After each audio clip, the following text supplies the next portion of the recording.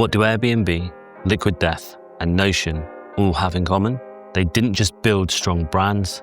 They didn't just disrupt their markets. They redefined the markets themselves. Whilst most companies fight for space in existing markets, these companies built new real estate in their audiences' minds. And they didn't ask for attention, they earned ownership. Today, we're diving into what it really means to create category ownership and how you can start building a brand that doesn't just stand out, but stands alone. Category ownership is when your brand becomes the default for a new way of thinking, being, or doing. You're not just another option in the existing list, you define the list. This is what separates brands that scale rapidly, command attention, and command premium pricing rather than those that are playing the comparison game. Now, category ownership isn't about being first, it's about being the brand that people associate with a new idea, a new promise, or a new experience. It's about creating demand, not just capturing it. Why most companies compete in crowded markets.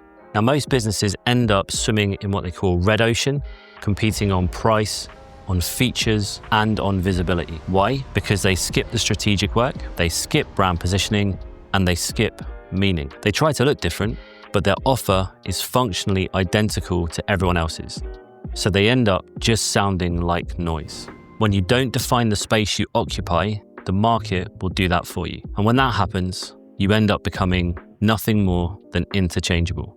The goal isn't to be better, it's to be different in a way that matters. There are two ways to build brand distinction: amplify or redefine. Number one, amplify what exists. This is where you take something familiar and you inject it with energy, personality, strategic positioning, and/or emotion.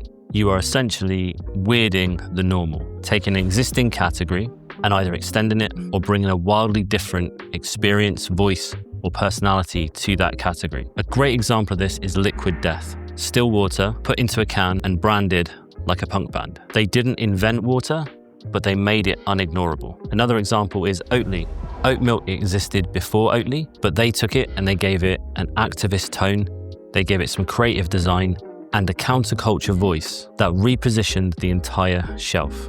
These brands took something that felt familiar and they made it new again by doing things, by speaking things, and by presenting themselves in ways that broke the existing mold. Number two, redefine the space. And this is a bolder move. Here you reframe a problem and make your brand the obvious solution, or you create new solutions to new problems or new products for new problems. You introduce a new narrative, a new solution, a new category.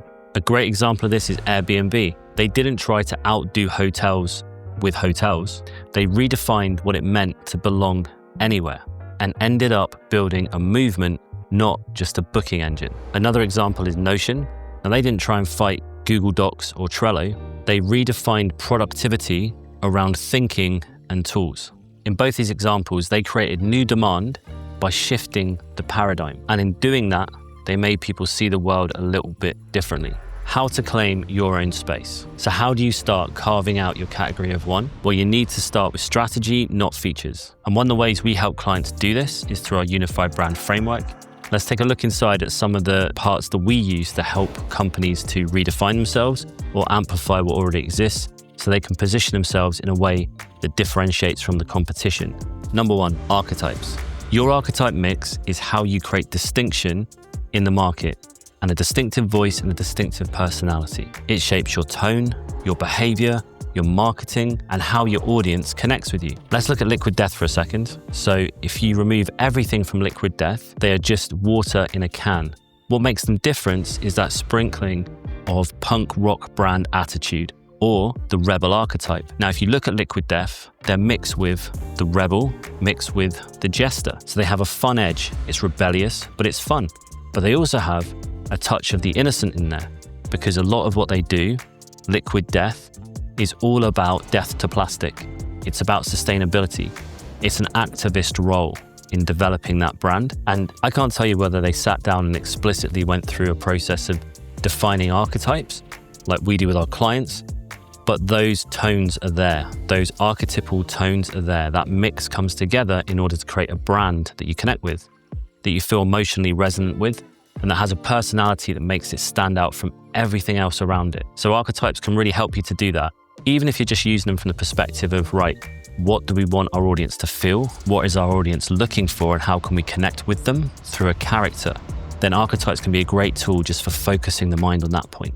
Now, we use them a lot more extensively than that in order to help us to understand our audience a bit better, to help us to develop our marketing strategies, content, the way that we utilize tone of voice and writing, all those sort of things can be developed from the archetypes that you bring together into an archetype mix. Your archetype mix gives your brand a psychological edge that makes you more memorable. Number 2, positioning and messaging. What problem are you really solving, and how can you position your brand as the only solution to that problem?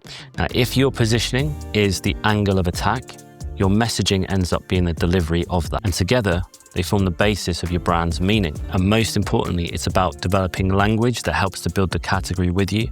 So if you end up developing a new category, one of the things you have to do is promote the category as well as the brand, because your audience won't have any mental real estate for that. It's a little bit different with a subcategory because there is a pre-existing connection to something. For example, a light beer is connected to the beer kind of category. So there is a connection there already. So that it's not too much of a stretch. You can kind of push it slightly. People can sort of understand it already.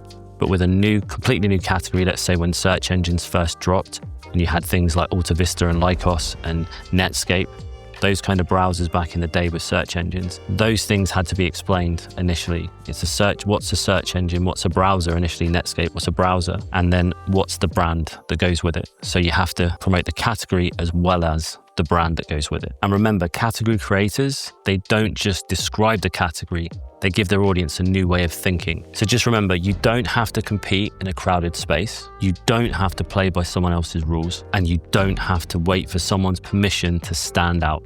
The world's most successful brands define the game before they play it. They don't chase demand, they create it. If your brand is ready to break free from a category of one, let's talk. And in the description below this video, there's a link to book a discovery call. So now you understand about how to develop a category of one.